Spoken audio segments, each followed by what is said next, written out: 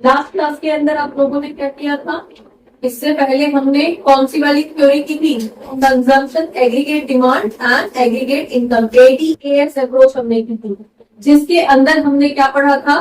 केंशियन theory पढ़ी थी। केंशियन theory को हमने दोनों रेफरेंस में पढ़ा था। कौन सी थ्योरी वो?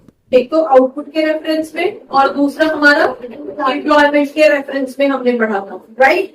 यहाँ तक किसी को कोई इशू? भूल गए या याद है? याद है? अच्छा, याद ही नहीं है, वेरी गुड, बहुत बढ़िया। हाँ जी, क्या थी वो? एडी, जहाँ पे आके हमारी एग्रीगेट डिमांड एग्रीगेट सप्लाई के इक्वल हो जाती है, वो पॉइंट हमारा इक्विलिब्रियम बोला जाता है, ठीक है? और केंशियन थ्योरी में क्या एक्सप्लेन किया गया था? हमारे आउटपुट के रेफरेंस में किया गया था कि जो इक्विलिब्रियम है वहां पे तो हमारी डिमांड और वो सप्लाई इक्वल है, तो वहां पे तो हमारा इक्वल ही रहेगा प्राइस। लेकिन अगर ये ऊपर चला जाता है, कर्व ऊपर चला जाता है, इसका मतलब क्या है? फर्स्ट फेज थी जहां पे क्या था? हमारी जो है कंजम्पशन, एग्रीगेट डिमांड ज्यादा थी, सप्लाई कम थी। तो जहां डिमांड ज्यादा, सप्लाई कम है, वहां पे प्राइसेस बढ़ जाएंगे, राइट? अगर हम एम्प्लॉयमेंट के रेफरेंस में पढ़ रहे हैं तो सैलरी, लोगों की डिमांड सैलरी बढ़ जाएगी, क्योंकि सप्लाई शॉर्टेज है, बहुत ही कम लोग हैं जो स्किल्ड हैं, जो जॉब के लिए मीन्स एप्लीकेबल है, राइट? और अगर हम यही चीज आउटपुट के रेफरेंस में पढ़ते हैं तो सामानों के प्राइस बढ़ जाएंगे, महंगाई बढ़ जाएगी, क्योंकि सप्लाई शॉर्ट है। और जो कंपनी सामान बनाएंगे वो बिकता चला जाएगा, वो स्टोर नहीं हो पाएगा, स्टॉक बचेगा ही नहीं, बिकता चला जाएगा जो बनेगा। डन? यही अगर हम दूसरे रेफरेंस में पढ़ चले जाते हैं जहां पे सप्लाई ज्यादा हो जाती है, डिमांड कम हो जाती है, तो ऐसे केस में हमारे पास रिसेशन आने वाली सिचुएशन हो जाती है। आउटपुट के रेफरेंस में प्राइस जो है कम हो जाते हैं और हमारे पास जो सामान है वो भरा पड़ा है, क्योंकि वो बिक्री नहीं रहा, कभी बेचने को तैयार नहीं है, कोई खरीदने को तैयार नहीं है सस्ते, राइट? तो हमें क्या करना पड़ता है? प्राइस को डाउन लेके आना पड़ता है, जिससे कि प्रीमियम जनरेट हो पाए। और यही अगर हम उसकी बात कर रहे हैं, एम्प्लॉयमेंट के केस में हम केंशियन थ्योरी पढ़ रहे हैं, तो उस केस के अंदर क्या था कि सैलरी जो है डाउन है, जो कि हम लोगों की आज सबकी सिचुएशन है, राइट? तो ऐसे केस में कंपनीज लिमिटेड है जो चाहती है कि लोग एम्प्लॉय मिले, और एम्प्लॉयज क्या है? बल्क में भरे पड़े, लाखों लोग भरे पड़े हैं जो अप्लाई, जिनके पास स्किल्स भी है लेकिन वो उन्हें जॉब नहीं मिल पा रही, तो वो कम से कम सैलरी पे भी काम करने को तैयार, तो प्राइस कहाँ गया? डाउन। तो दोनों ही रेफरेंस पे केंशियन थ्योरी बहुत इंपॉर्टेंट है, दोनों ही रेफरेंस में आपको ये करता है, किसी भी रेफरेंस में आपसे पूछ लिया जाता है, ठीक है? Next one is your saving and investment approach. हम किस लिए कर रहे हैं? एग्रीगेट डिमांड एग्रीगेट सप्लाई के अंदर ये नेक्स्ट अप्रोच इक्विलिब्रियम को लाने के लिए पढ़ रहे हैं। डन? तो एग्रीगेट हमारे पास यहाँ पे एसआई अप्रोच होते हैं, बहुत ज्यादा कुछ नहीं है। पॉइंट इज कि इक्विलिब्रियम यहाँ पे कब आएगा? इक्विलिब्रियम यहाँ पे तब आएगा जब हमारी सेविंग्स हमारी इन्वेस्टमेंट के इक्वल हो जाए, ठीक है? Propose savings, propose income investment के इक्वल हो जाएगी। आई फॉर इन्वेस्टमेंट है, इनकम नहीं है, राइट? तो जहां पे प्रपोज्ड सेविंग, प्रपोज्ड इनकम और प्रपोज्ड वैल्यू को क्या बोलते हैं हम? एक्स एंटे या एक्स पोस्ट? एक्स एंटे या एक्स पोस्ट? प्रपोज्ड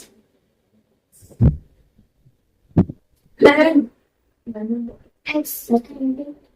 हाँ जी, आधों को तो याद नहीं है, आधों को तो ऐसा लग रहा है कि पता नहीं क्या पूछ लिया हमने, है ना? हाँ जी, एक्स एंटे आपकी क्लाइंट थी, जहां एक्स एंटे सेविंग्स एक्स एंटे इन्वेस्टमेंट के इक्वल हो जाएगी, जहां आपकी actual ex post savings ex post investment के इक्वल हो जाएगी, वो पॉइंट आपका जो है इक्विलिब्रियम पॉइंट बोला जाएगा। यहाँ पे ही आपको प्रूव करना है, और ये किस उसमें होगी? अगेन आपकी जो एडीएएस अप्रोच हमने की थी, एडीएस अप्रोच के अकॉर्डिंग आप यहाँ पे इन्वेस्टमेंट को कोरिलेट करोगे। जैसे कि यहाँ पे आपके पास क्या थी? अगर हम एडी और एएस की बात कर रहे हैं तो हमारे पास कहाँ पे आ रहा था? ये एडी, ये क्या था? एएस था, एडी था, एएस फाइन, और एडी हमारे पास कहीं इस तरह से जाता था, तो ये पॉइंट हमारे लिए इक्विलिब्रियम पॉइंट हुआ करता था पहली वाली अप्रोच के अंदर, राइट? अब अगेन जैसे हमने लास्ट चैप्टर में कंजम्पशन के थ्रू इन्वेस्टमेंट पॉइंट को डिराइव किया था, सेविंग्स को डिराइव किया था, सेम मैनर में आप ये सोचो कि जहां पे कंजम्पशन सेविंग्स मीन्स जहां पे कंजम्पशन इनकम के बराबर आ गए, वो तो ये पॉइंट था एडीएस के अकॉर्डिंग, ठीक है। एडीबी किससे ड्राइव थी? कंजम्पशन से तो ड्राइव थी। तो एक तरह से हम कह सकते हैं कि कंजम्पशन जहां पे आपकी सप्लाई इनकम थी, इनकम के बराबर आ जाएगा, वो पॉइंट इक्विलिब्रियम है। और उसी पॉइंट पे आपने पिछले चैप्टर के अंदर पढ़ा था सेविंग्स भी होती है, पढ़ा था ना। तो यहाँ पे वो इस तरह से। अब आप क्या देख रहे हो? यहाँ पे देख रहे हो आप इन्वेस्टमेंट क्या ले रहे हो? आप इन्वेस्टमेंट तो फिक्स ले रहे हो, राइट। इन्वेस्टमेंट आप क्या ले रहे हो? इन्वेस्टमेंट यहाँ पे आपकी जो है फिक्स रेट, ठीक है। क्यों? ये कौन सी वाली इन्वेस्टमेंट है?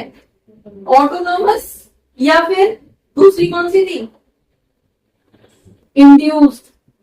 तो मुझे ऐसा क्यों लग रहा है कि वर्ड्स भी गायब हो चुके हैं?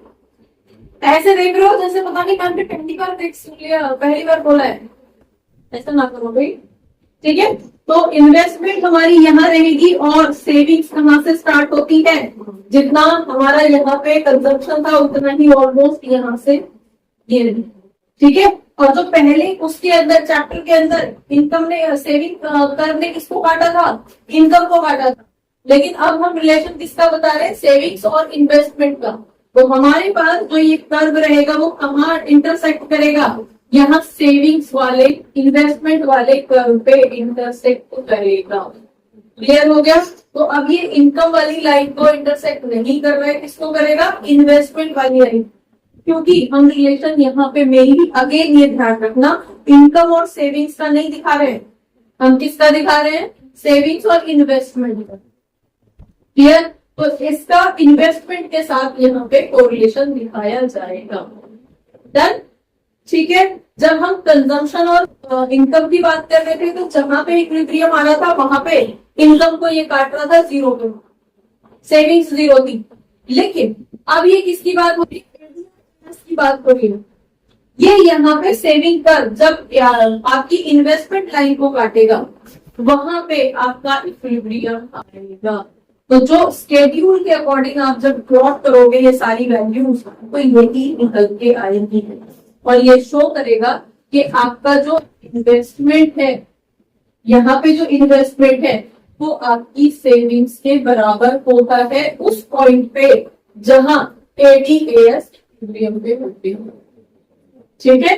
तो जहां पे आपका एडी एएक्स के इक्वल है वही आपका जो सेविंग्स है वो इन्वेस्टमेंट के इक्वल शो किया जाएगा, ठीक है जी। क्लियर हो गया? अब ये सेविंग्स 0 नहीं है, सेविंग्स इन्वेस्टमेंट के इक्वल है, क्योंकि आगे आप जब क्वेश्चन करोगे तो इस इक्वेशन के अकॉर्डिंग करोगे, ना कि सेविंग्स इक्वल टू 0, ठीक है। फिर क्वेश्चन गलत हो जाएंगे। तो जब भी कैसे पता चलेगा हमें कैसे क्वेश्चन सॉल्व करना है, कौन सा वाला फॉर्मूला लगाना है या इक्विलिब्रियम कौन सा वाला है? तो जब सेविंग्स और इनकम की बात होगी तो हमारा पुराना वाला ही कॉन्सेप्ट चलेगा। सेविंग्स वहां पे जहां पे इनकम तो काटती है वो 0 लेवल होता है, वही इक्विलिब्रियम लेवल होता है। जहां पे सेविंग्स हमारी 0 हो जाती है वो हमारा इक्विलिब्रियम लेवल हो जाता है, राइट। और यहाँ पे जब इन्वेस्टमेंट वर्ड क्वेश्चन के अंदर यूज कर दिया जाएगा तो फिर जहां पे सेविंग्स इन्वेस्टमेंट के इक्वल होगी उस पॉइंट को इक्विलिब्रियम बोला जाएगा, ठीक है। समझ में आ गया? तो जो भी वैल्यू आपकी इन्वेस्टमेंट की दे रखी होगी उसको सेविंग्स के फॉर्म में यूज करके अपने क्वेश्चंस को आगे सॉल्व करेंगे। क्लियर हो गया? ठीक है, आगे बढ़े। चलिए नेक्स्ट इसके अंदर आपसे बोला जा रहा है इक्विलिब्रियम लेवल। ओके, यहाँ पे व्हेन सेविंग इज मोर, कौन सा वाला पॉइंट है जहां पे सेविंग मोर देन इन्वेस्टमेंट है? ये सेकंड फेज है। तो जब सेविंग ज्यादा है और इन्वेस्टमेंट कम है तो ऐसे केस में हम ये किसके लिए बोल रहे हैं? अगर हम एक्सपोज या एक्स प्लान उसके लिए बोल रहे हैं, एक्स एंटे की बात कर रहे हैं, तो प्लान सेविंग्स प्लान इन्वेस्टमेंट के इक्वल होगी, ठीक है। एक्चुअल सेविंग्स एक्चुअल इन्वेस्टमेंट के इक्वल होगी, तभी तो इक्विलिब्रियम आएगा। इकोनॉमी में यही तो बोला जा रहा है, जितना आप सेव कर रहे हो, सेव किस लिए कर रहे हो? कहीं इन्वेस्ट करने के लिए। आप किस लिए पैसा बचा रहे हो? कहीं ऐसे एसेट में इन्वेस्ट करने के लिए जहां से आपको फ्यूचर। क्यों करते हो आप LIC पॉलिसी के अंदर इन्वेस्ट? क्यों करते हो आप कहीं FD कि चलो 18 साल के लिए FD करवा देते हैं या सुकन्या योजना के अंदर इन्वेस्ट कर देते हैं? क्यों? क्योंकि आप एक फ्यूचर पर्सपेक्टिव, फ्यूचर प्रॉफिट की उम्मीद में उस इन्वेस्टमेंट को कर रहे हैं, राइट? तो सेम में वो प्लान तो आपने किया है ना, आपने प्लान किया है कि हर महीने में इतना पैसा जो डिपॉजिट करूंगा इस स्कीम के अंदर, राइट? तो जितना आप प्लान कर रहे हो, तो प्लान क्या कर रहे हो? सेव कर रहे हो ना। खर्चे आपके जो भी है, जो भी इनकम है, उसमें से जो भी खर्चे आप कर रहे हो, तो आपने पहले प्लान कर लिया कि मैं इतना पैसा सेव करूंगा, बाकी बचे हुए पैसे में से खर्च करूंगा। या फिर मेरी जितनी भी इनकम होती है उसमें से इतना तो खर्च हो ही जाता है, तो 20 रुपए मेरे नॉर्मली बचते हैं, तो इस 20 रुपए को मैं यहाँ पे। तो जब आपकी प्लान सेविंग प्लान इन्वेस्टमेंट के इक्वल हो जाएगी, या एक्चुअल सेविंग्स एक्चुअल इन्वेस्टमेंट के इक्वल हो जाएगी, वो भी पॉइंट आपका मीडियम होना चाहिए। देखो यहाँ पे सेविंग्स और इन्वेस्टमेंट इक्वल। ये वाला फेज जहां पे सेविंग्स ज्यादा है, इन्वेस्टमेंट कम, तो ऐसे केस में क्या होगा? अगर सेविंग्स ज्यादा है, इन्वेस्टमेंट कम है, मीन्स यहाँ पे आप सेव ज्यादा कर रहे हो और इन्वेस्ट नहीं हो रहा है वो पैसा, इसका मतलब आपकी मनी सप्लाई के बाहर जा रहा है वो पैसा, आप अपनी अलमारियों में छुपा के रख रहे हो उस पैसे को, वो मनी सर्कुलेशन तक पहुंच ही नहीं पा रहा है, मनी सप्लाई तक पहुंचा ही नहीं है वो पैसा, ठीक है? तो अगेन इकोनॉमी के लिए that is not good, clear? और अगर इसको हम यहाँ पे लेते हैं कि हमारी जो सेविंग्स है that is less than investment, means sorry, ये हमारे पास यहाँ पे क्या था? सेविंग ज्यादा हो रही है, इन्वेस्टमेंट कम हो रही है, और नेक्स्ट पॉइंट हमारे पास क्या है? सेविंग कम है, इन्वेस्टमेंट ज्यादा है। इसका मतलब अगेन आप इतना ज्यादा कंज्यूम कर रहे हो, इतना ज्यादा खर्च कर रहे हो कि आप सेव नहीं कर पा रहे, पैसे को रिटेन नहीं कर पा रहे, क्लियर? और जब आपके पास वो रिटेन नहीं हो रहा है तो वो मार्केट के अंदर घूम रहा है, और मार्केट के अंदर घूम रहा है तो एनी हाउ वो डिमांड क्रिएट कर रहा है यहाँ पे इस किसी चीज से, तो अगेन मार्केट डिसबैलेंस। आप एक लिमिट से ज्यादा सेव कर लेते हो तो भी मार्केट डिसबैलेंस है, आप एक लिमिट से ज्यादा खर्च कर रहे हो तो भी डिसबैलेंस है मार्केट, तो दोनों की तरफ से मार्केट जो है वो इक्विलिब्रियम में आने की कोशिश करती रहती है। तो जब हम लास्ट चैप्टर में पढ़ रहे थे, लास्ट चैप्टर में जहां इनकम कंजम्पशन के इक्वल हो जाती है वहां पे सेविंग 0 होती है, ये पढ़ा था। और ये वाली सिचुएशन जहां भी जिस भी उसको इक्विलिब्रियम कहते हैं। नाउ जहां पे इन्वेस्टमेंट वर्ड आ जाएगा वहां पे थ्योरी क्या रहेगी? जहां पे एग्रीगेट डिमांड एग्रीगेट सप्लाई के बराबर हो जाए, और जहां पे सेविंग्स इन्वेस्टमेंट के इक्वल आ जाए, वो पॉइंट हमारा इक्विलिब्रियम पॉइंट होता जाएगा। क्लियर हो गया? ना सेविंग्स ज्यादा और ना सेविंग्स कम। तो होपफुली ये समझ में आ गया होगा पॉइंट। अब इसी से रिलेटेड आपसे 2 पॉइंट और बोले गए हैं, that is full employment, under employment and over employment. ये वर्ड यहाँ पे यूज किए गए हैं। चलिए, फुल एम्प्लॉयमेंट क्या था? अगेन जो केंसियन थ्योरी हम लोगों ने की थी उसी को ही यहाँ पे अलग अलग टॉपिक में बोल दिया है। ऑल्दो ये सब चीज जो है एक एम्प्लॉयमेंट करके आपका जो इंडियन होगा डेवलपमेंट जो आप पढ़ोगे, आईटी पढ़ोगे, उसके अंदर एक प्रॉपर चैप्टर मिलेगा आपको पूरा। तो अभी जो जो पॉइंट्स है उसको हम कर लेते हैं। फुल एम्प्लॉयमेंट पे आएगा कोई जहां पे डिमांड और सप्लाई इक्वल हो जाएगी। एग्रीगेट ये क्या है? सप्लाई, और ये एग्रीगेट डिमांड। तो जहां पे भी ये इक्वल आ जाएंगी वो हमारा इक्विलिब्रियम पॉइंट बोला जाएगा। देखा यहाँ पे क्या दिखा रहे हो? यहाँ पे आप जो भी है डिमांड दिखा रहे हो और यहाँ पे आप सप्लाई दिखा रहे हो, ठीक है? तो सप्लाई और डिमांड जहाँ पे मैच हो जाएंगे, यहाँ पे हम इनकम की बात करेंगे, यहाँ पे तो हम नॉर्मल डिमांड और सप्लाई की बात कर रहे हैं, सेविंग्स और इन्वेस्टमेंट की बात कर रहे हैं। फाइन, तो ऐसे केस में हमारे पास ये क्या रहेगा? ये पॉइंट हमारे लिए इक्विलिब्रियम पॉइंट रहेगा। डन। नाउ अगर यही सिचुएशन, सपोज ये हमारा एग्रीगेट सप्लाई है, ये हमारा एग्रीगेट डिमांड है, ये हमारा इक्विलिब्रियम था। अब सिचुएशन है ओवर एम्प्लॉयमेंट की। ओवर एम्प्लॉयमेंट का मतलब क्या रहा आपका? ओवर एम्प्लॉयमेंट कौन सी सिचुएशन में आएगा? जो डिमांड ज्यादा होती है सप्लाई कम। ओवर एम्प्लॉयमेंट, जब डिमांड ज्यादा होगी तब ओवर एम्प्लॉयमेंट आएगा। जब सप्लाई ज्यादा होगी और डिमांड कम होगी। सप्लाई ज्यादा होगी,